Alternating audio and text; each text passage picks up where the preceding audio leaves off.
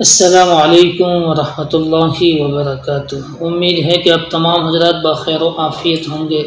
اللہ تعالیٰ آپ تمام کو دونوں جہاں کی خوشیاں نصیب کریں۔ محترم ناظرین و سامعین، آج اب حضرت کے سامنے حضرت کی ایک اور کلپ لے کے آیا ہوں۔ میں اس کو آگے ویڈیو کی شکل کے اندر رکھ دوں گا، آپ آگے سن سکتے ہیں۔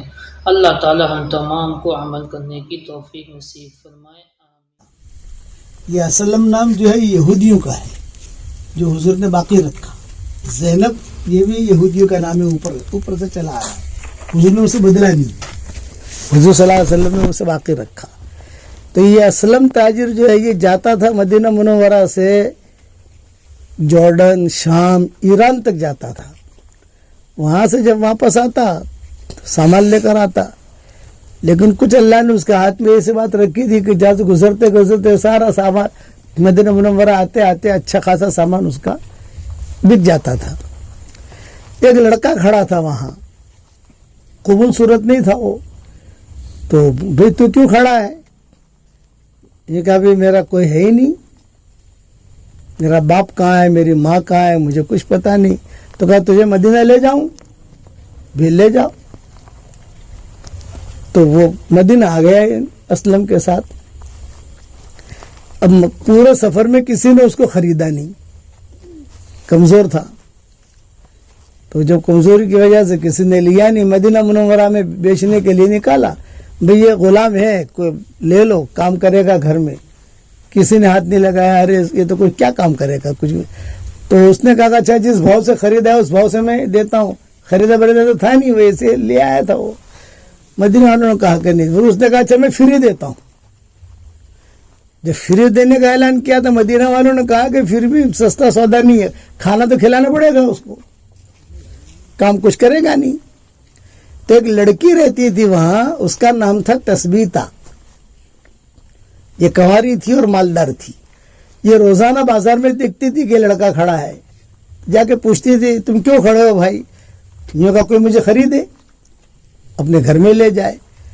تو کبھی دودھ لے آتی تھی، کبھی کھجوریں دے دیتی تھی۔ تو ایک دن اس لڑکی نے کہا میں خریدتی ہوں، تو اس نے اعلان کیا بھی اسلم کہاں ہے؟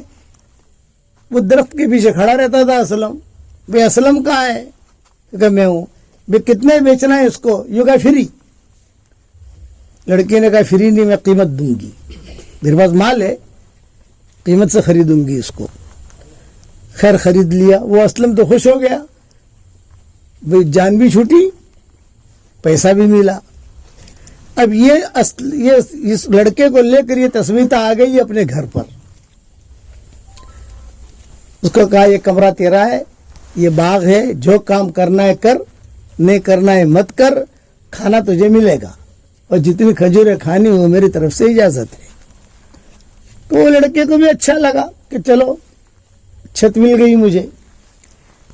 مکہ مکرمہ میں ایک تھے ابو حذیفہ یا حذیفہ، مکہ مکرمہ میں یہ تاجر تھے۔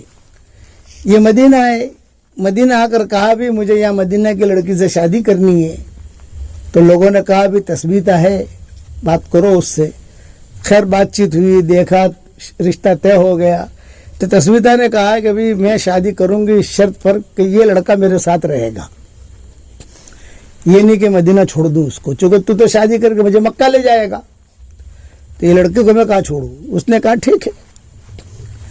مکہ چلے گئے۔ اب یہ تین ہو گئے، حذیفہ، تثبیتہ اور یہ ایرانی لڑکا۔ مکہ مکرمہ جب پہنچے تو حضور صلی اللہ علیہ وسلم نے نبوت کا دعویٰ کیا۔ یہ تینوں دیکھنے آئے تو تینوں مسلمان ہو گئے۔ اب یہ تینوں مسلمان ہو گئے تو انہوں نے مدینہ کی ہجرت کی۔ ایک مرتبہ رات کو حضرت عائشہ کو حضور صلی اللہ علیہ وسلم نے بلایا، بھئی عائشہ آ جاؤ، عائشہ آ جاؤ۔ حضرت عائشہ ہی نہیں، بہت دیر تک آواز دیتے رہے عائشہ آ جاؤ آ جاؤ، پتہ نہیں کہاں چلی گئی عائشہ۔ تھوڑی دیر کے بعد حضرت عائشہ روتی ہوئی آئی، بھی کیا ہوا؟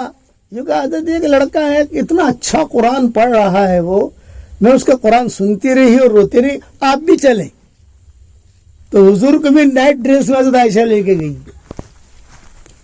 کہتے آپ بھی قرآن سنے؟ حضور نے بھی سنا قرآن، ماشاءاللہ بہت اچھا پڑھتا ہے قرآن۔ حضور صلی اللہ علیہ وسلم نے قریب کیا اس کو. یہ لڑکا کون بنا؟ سالم مولا حذیفہ.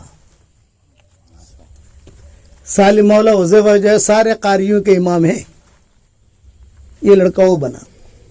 حالانکہ تھے کیسے، کوئی ہاتھ لگانے کے لیے تیار نہیں تھا. حضرت عمر نے اپنے انتقال پر کہا تھا کہ اگر جو ہے سالم مولا حذیفہ زندہ ہوتے تو میں ان کو امیر بنا دیتا. اپنے انتقال پر کہا تھا حضرت عمر نے. لیکن سالم مولا حذیفہ نہیں ہے، اس لیے میں شورا کی جماعت بنا رہا ہوں. اتنا اونچا مقام بنا ان کا. اور سالم مولا حذیفہ تو آپ جانتے ہی ہو، سب قاری ہو کہ کوئی قاری بغیر ان کے یعنی قاریوں کے وہ سردار ہیں. ان کے بعد ہی قرات ساری کی ساری چلی ہے. تو آپ حضرات بھی محنت کرو گے تو سالم مولا حذیفہ جیسے بن سکتے ہو. آدمی محنت کرے، اس لیے قرآن شریف پر خوب محنت کرو. قرآن شریف بہت بڑی دولت ہے. قرآن شریف فرشتے نہیں پڑھ سکتے، ہم پڑھ سکتے. اکثر علماء کا قول یہ ہے کہ قرآن شریف فرشتے نہیں پڑھ سکتے، ان کو پڑھنے کی اجازت نہیں. سورتیں پڑھنے کی اجازت ہے، بھی کوئی سورہ مزمل پڑھ لے، کوئی یہ پڑھ لے، لیکن پورا قرآن ہم پڑھیں گے، جنات پڑھیں گے. حضرت جبریل قرآن لے کر آتے تھے، ان کو اجازت تھی.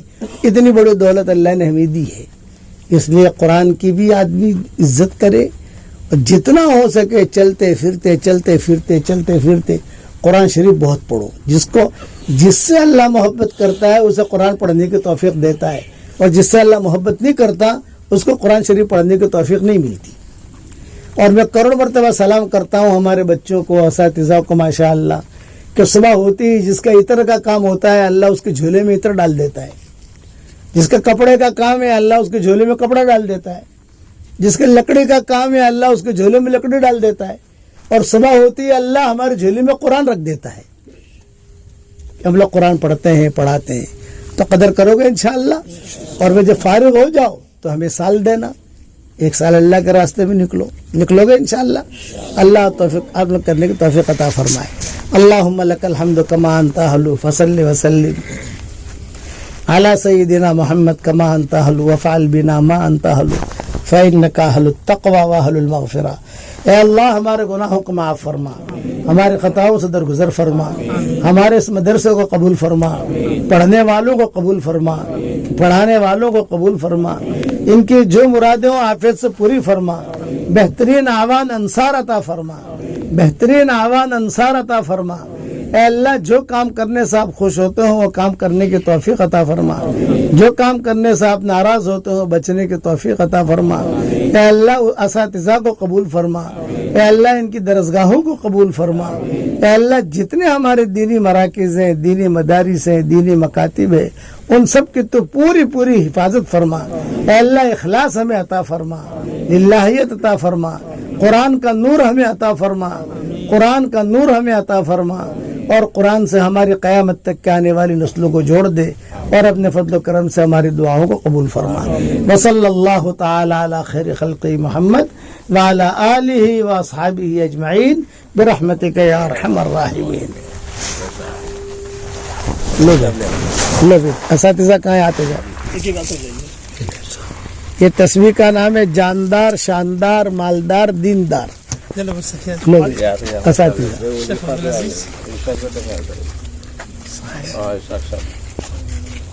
واہ واہ، بہت خوشی ہے.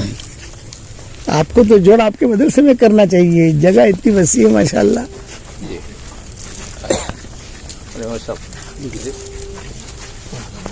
خیریت ہے.